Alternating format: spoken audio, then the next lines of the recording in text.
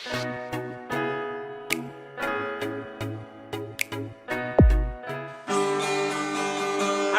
adik-adik kelas 4, sebelum kita ke pembelajaran, kita bernyanyi terlebih dahulu. Judulnya Ayo Lawan Corona. Semua sudah siap? Let's go, kita bernyanyi.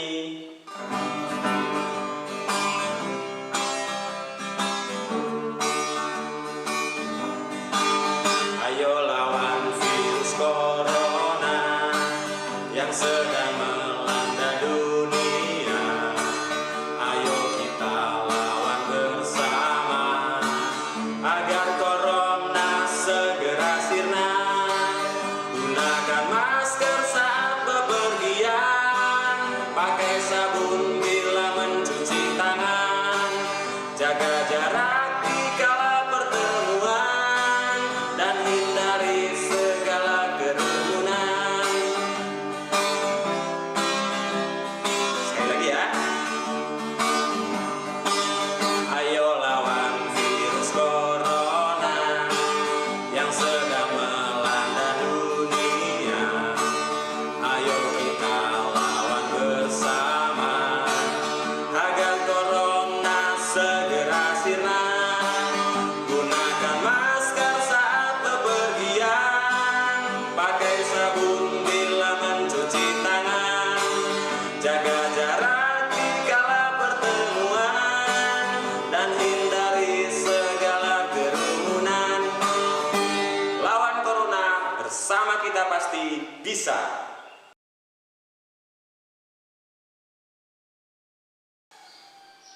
Assalamualaikum warahmatullahi wabarakatuh. Salam sejahtera untuk kita semua. Hai adik-adik kelas 4, bagaimana kabar hari ini? Ya, mudah-mudahan semuanya selalu dalam keadaan sehat dan tak kurang satu apapun. Perkenalkan, nama saya di sini Nana Supriyatna, sehari-hari bekerja di SD Negeri Majimplak 03, Kecamatan Wanerja, Kabupaten Cilacap. Sebelum pembelajaran ini dimulai, marilah kita berdoa terlebih dahulu kepada Tuhan, sehingga kapanpun adik-adik menyaksikan video ini, baik itu pagi hari, siang hari, sore, atau bahkan mungkin malam hari, mudah-mudahan semuanya selalu dalam keadaan sehat. Amin. Untuk itu, kakak pimpin berdoa. Berdoa mulai. Selesai. Nah, adik-adik, sebelum kita nanti memasuki ke kegiatan pembelajaran, di tengah pandemi ini kita juga harus selalu berdoa kepada Tuhan sehingga kita terbebas dari paparan virus corona. Tentu saja, bukan hanya doa yang harus kita lakukan. Seperti lagu di awal tadi, itu merupakan usaha yang harus kita lakukan untuk memerangi virus corona. Sudah jelas tadi disampaikan bahwa salah satu atau beberapa cara yang bisa dilakukan dalam melawan corona adalah diantaranya selalu menggunakan masker ketika kita bepergian atau keluar dari rumah. Yang kedua adalah selalu menggunakan sabun dan air mengalir ketika cuci tangan. Kemudian yang ketiga adalah kita menjaga jarak apabila terpaksa harus menghadiri pertemuan. Dan yang keempat, kalau bisa, ya kita usahakan untuk menghindari segala jenis kerumunan. Baiklah adik-adik, sepertinya adik-adik sudah tidak sabar untuk memulai pembelajaran. Untuk itu, let's go, kita mulai saja.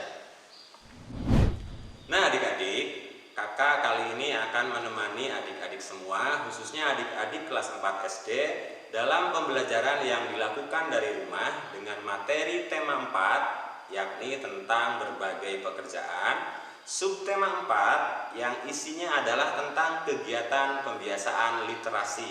Nah, ini namanya salam literasi, bukan salam salah satu klub sepak bola ya, salam literasi.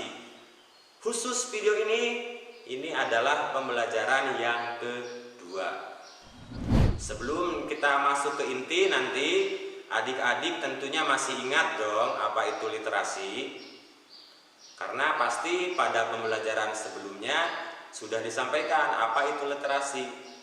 Kalau lupa, oke, kakak bantu mengingatnya ya. Literasi adalah istilah istilah umum yang merujuk kepada seperangkat kemampuan dan keterampilan individu dalam membaca, menulis, berbicara, menghitung, dan memecahkan masalah pada tingkat keahlian tertentu yang diperlukan dalam kehidupan sehari-hari. Sehingga literasi itu sendiri tidak bisa dipisahkan dari kemampuan berbahasa. Lalu, mengapa literasi itu penting? Literasi sangat penting bagi siswa karena keterampilan dalam literasi berpengaruh terhadap keberhasilan belajar dan kehidupan para siswa. Ingat, keterampilan literasi yang baik akan membantu siswa dalam memahami teks lisan, tulisan, maupun gambar ataupun visual. Lalu kalau ada yang bertanya, apa saja produk literasi itu? Di antaranya ada buku, majalah, surat kabar, tabel, CD atau DVD, program televisi ataupun program radio, petunjuk, percakapan, instruksi, atau bahkan hanya sekedar teks bacaan. Keterampilan literasi akan berkembang dengan baik karena pembiasaan. Baiklah adik-adik, kita mulai saja inti pembelajaran kita hari ini. Ada 3 jenis kegiatan yang akan kita bahas bersama, yakni yang pertama adalah kegiatan berbahasa lisan, kemudian yang kedua adalah kegiatan membaca pemahaman, dan yang ketiga adalah kegiatan menulis. Langsung saja ke kegiatan pertama, yaitu kegiatan berbahasa lisan. Seperti sudah dijelaskan pada pembelajaran sebelumnya, bahwa dalam kegiatan berbahasa lisan akan ada kegiatan berulang yang dilakukan oleh adik-adik semua setiap hari. Ya, kegiatan berulang. Apa itu kegiatannya? Kegiatannya adalah mendeskripsikan benda. Nah, sekarang adik-adik siapkan sebuah benda yang ada di sekitar adik-adik yang nantinya akan adik-adik deskripsikan atau akan adik-adik jelaskan. Sebagai contoh, berikut kakak akan deskripsikan sebuah benda yang kakak bawa dari rumah. Ada yang tahu benda apa kira-kira? Benar sekali, ini namanya HP. Mungkin istilah lainnya smartphone ataupun Android atau apalah. Ini kakak sebutnya HP. Nah, kakak akan mendeskripsikan tentang HP ini. HP merupakan benda elektronik, artinya HP ini tidak dapat bekerja apabila tidak ada listrik di dalamnya. Lalu, kaitannya HP dengan berbagai pekerjaan itu apa? Nah, ketika proses pembuatan awal HP ini tentu saja melibatkan beberapa orang dalam memproduksi HP itu sendiri. Mungkin ada yang bertugas merakit, mendesain, sampai HP ini benar-benar sudah menjadi seperti ini. Lalu apakah setelah diproduksi HP ini bisa kita langsung dapatkan begitu saja? Tentu tidak begitu. Ada proses yang lainnya yang melibatkan pekerjaan juga. Di antaranya adalah proses pemasaran. Proses pemasaran itu seperti apa? Proses pemasaran HP mulai dari produsen, melewati distributor, dan sampailah ke kita sebagai konsumen tingkat paling akhir. Nah, setelah kita terima HP ini, apa sudah cukup di situ pekerjaannya? Tidak, masih ada lagi pekerjaan yang digunakan atau pekerjaan yang sangat bergantung dengan adanya HP. HP ini bisa kita gunakan sebagai media untuk mempromosikan produk yang kita miliki lewat media sosial, baik itu berupa tulisan, gambar, ataupun video. Maka tidak sedikit orang yang sangat bergantung pada adanya HP. Jejaring sosial yang mungkin bisa kita gunakan untuk mempromosikan produk kita diantaranya adalah WhatsApp, Facebook, Instagram, dan lainnya. Tentunya adik-adik lebih mengenal itu. Nah, itu sedikit deskripsi dari HP, benda yang kakak bawa dari rumah. Sekarang atau nanti setelah kalian selesai menyimak video ini, adik-adik juga harus bisa mendeskripsikan satu buah benda yang nantinya akan ditanggapi oleh teman-teman yang lain. Lalu caranya bagaimana? Karena sekarang pembelajarannya dari rumah, adik-adik cukup merekamnya dari rumah tentang benda tadi, kemudian mengirimkannya kepada teman yang lain untuk ditanggapi. Sehingga nantinya kalian akan berbagi video dengan teman kalian.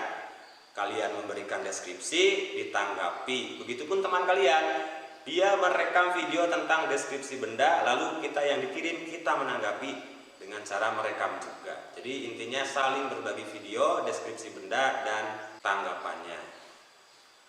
Jadi diingat, tugas pertama pada pembelajaran inti yang pertama adalah mendeskripsikan benda sekaligus menanggapi penjelasan dari teman.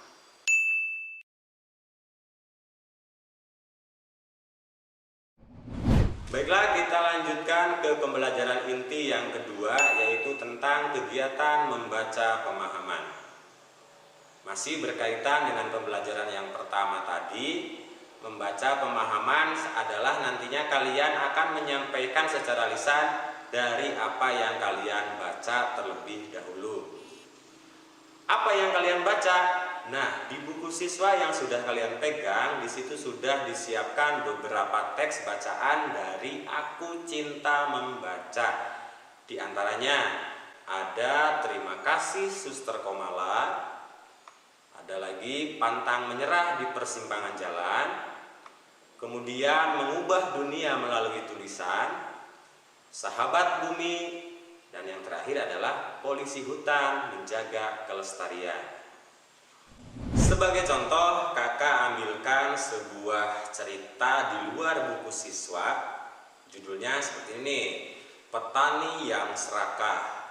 Kakak sudah baca bacaan tersebut, dan berikut kakak simpulkan apa yang sudah kakak baca.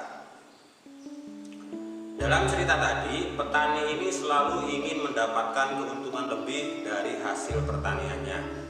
Sehingga setiap hari dia selalu berdoa kepada Tuhan, "Ya Tuhan, jika besok panas aku panen."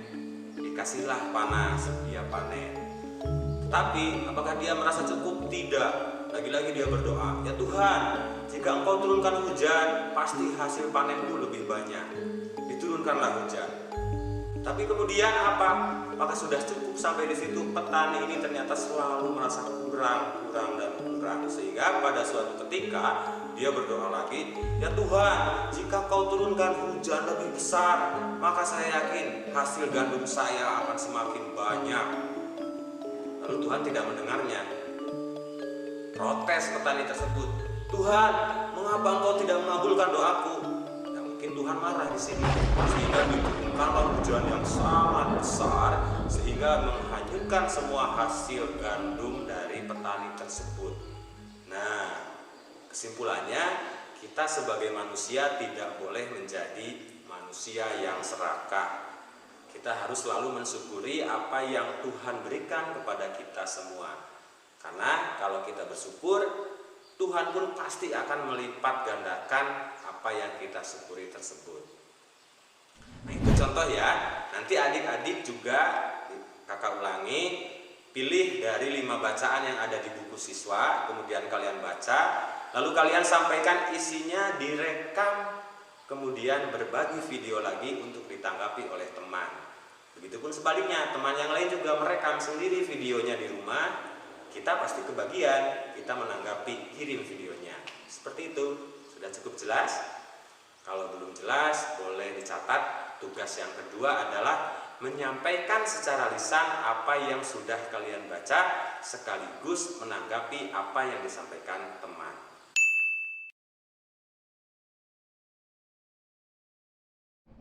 Lanjut, kita ke pembelajaran inti yang ketiga. Pembelajaran inti yang ketiga adalah kegiatan menulis. Nah, di sini adalah kegiatan inti yang terakhir. Berbeda dengan 2 keterampilan sebelumnya, di sini kalian juga akan dituntut tentang kegiatan menulis terlebih dahulu sebelum nanti menyampaikannya secara lisan juga. Bagaimana caranya dan apa yang ditulis? Yuk ikuti langkah-langkahnya. Yang pertama, tentu saja kalian harus menyiapkan alat tulis, ya minimal ballpoint dengan buku ya. Kalau tidak ya pensil agar nanti kalau ada kesalahan bisa mudah untuk dihapus. Lalu apa yang dituliskan? Ini petunjuknya. Yang kalian tuliskan adalah kegiatan yang kalian lakukan hari sebelumnya. Jika hari ini adalah hari Senin, yang kalian ingat adalah kegiatan hari Minggu. Jika hari ini adalah Selasa, yang kalian ingat adalah hari Senin, dan seterusnya.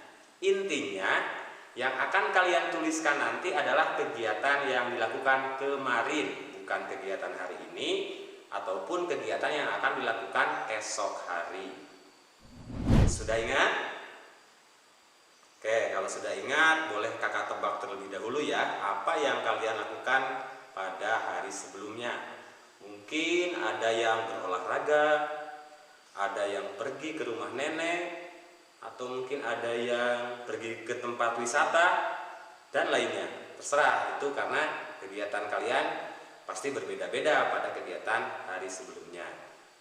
Perlu diingat ya, kalian nanti dalam menuliskan kegiatan harus ada beberapa unsur yang dicantumkan. Kalau dalam bahasa luar istilahnya 5W dan 1H.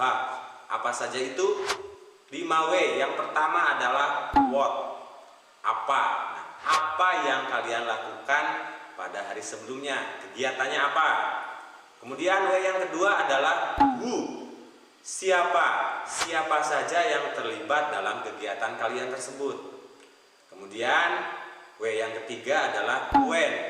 Kapan kalian melakukan kegiatan tersebut? Sudah jelas hari kemarin ya, tapi kalian bisa tambahkan di situ lebih khusus, jamnya jam berapa, mungkin tanggalnya tanggal berapa, boleh di situ lebih dijelaskan lagi. Kemudian W yang keempat adalah where, di mana. Di mana kalian melakukan kegiatan tersebut. Kemudian W yang terakhir adalah why, mengapa. Mengapa kalian melakukan kegiatan tersebut? Tentu saja ada alasannya. Dan satu lagi adalah H, 1H, how, bagaimana. Bagaimana di sini adalah bagaimana kalian melakukan kegiatan tersebut dan juga bagaimana perasaan kalian waktu itu, bisa kalian tuliskan di situ. Sebagai contoh, di sini kakak juga akan membuat sebuah tulisan tentang kegiatan yang dilakukan kakak pada hari sebelumnya. Ini dia simsalabim. Tada. Nah, boleh kalian periksa di situ judulnya Perpisahan di Cibinuang. Sudah kakak tuliskan dan akan kakak sampaikan secara lisan.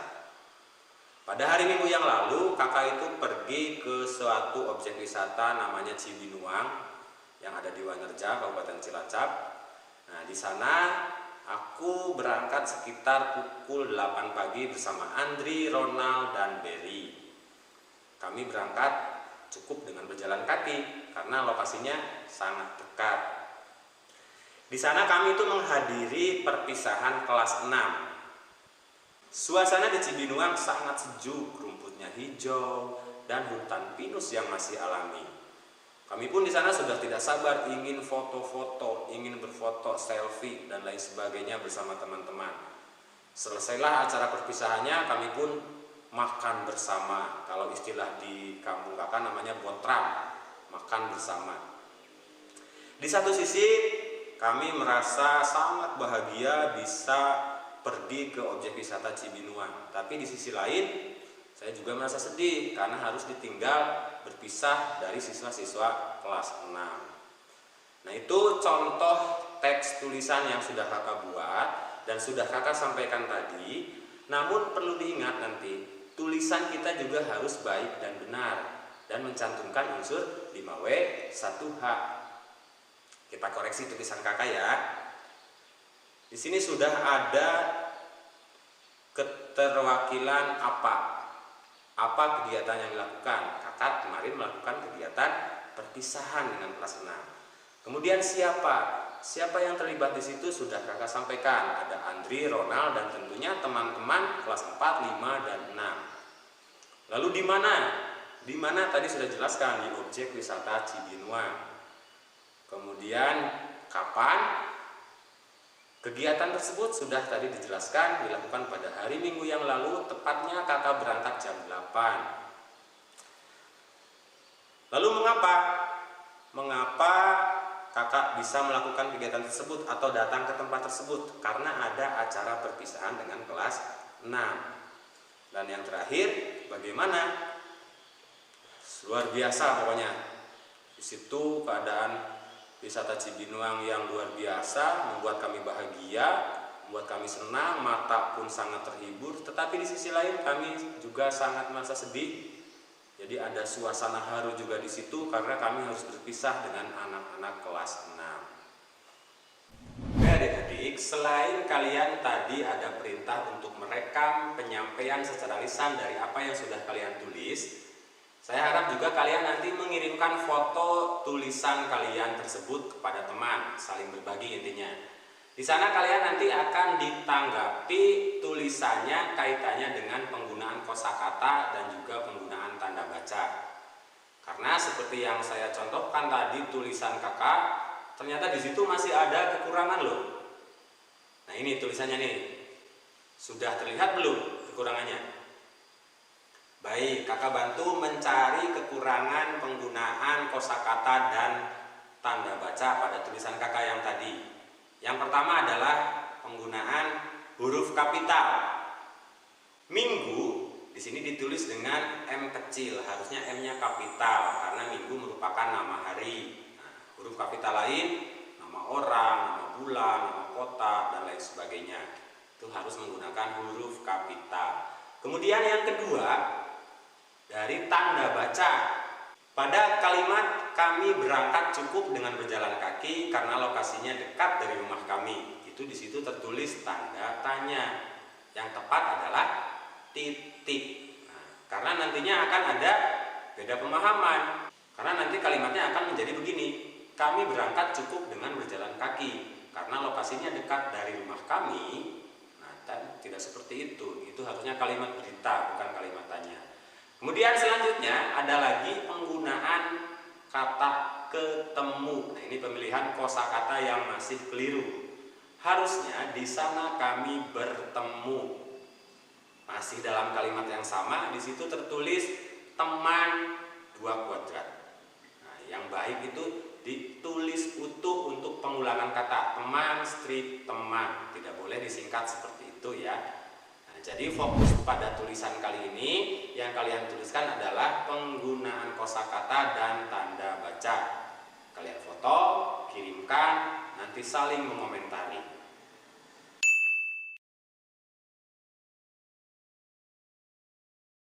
Baiklah adik-adik, luar biasa sekali kegiatan kita hari ini dan sampailah kita di ujung kegiatan yakni penutup. Sebelum ditutup, tentunya kalian harus mengingat apa saja materi pembelajaran yang dilakukan hari ini. Kalau perlu kalian boleh catat dari kegiatan awal tadi sampai kegiatan terakhir barusan. Selain itu, perlu kakak sampaikan bahwa penting sekali bagi kita untuk menguasai keterampilan literasi. Kapanpun dan dimanapun tentunya kita sebagai makhluk sosial akan selalu berinteraksi dengan orang lain. Jika kemampuan berbahasa baik, maka kakak yakin kita akan mampu beradaptasi dengan lingkungan apapun. Dan perlu diingat, salah satu hasil perjuangan para pahlawan yang dituangkan dalam isi Sumpah Pemuda adalah bahasa. Berbahasalah yang baik, latih terus kemampuan berbahasa. Satu nusa, satu bangsa, satu bahasa.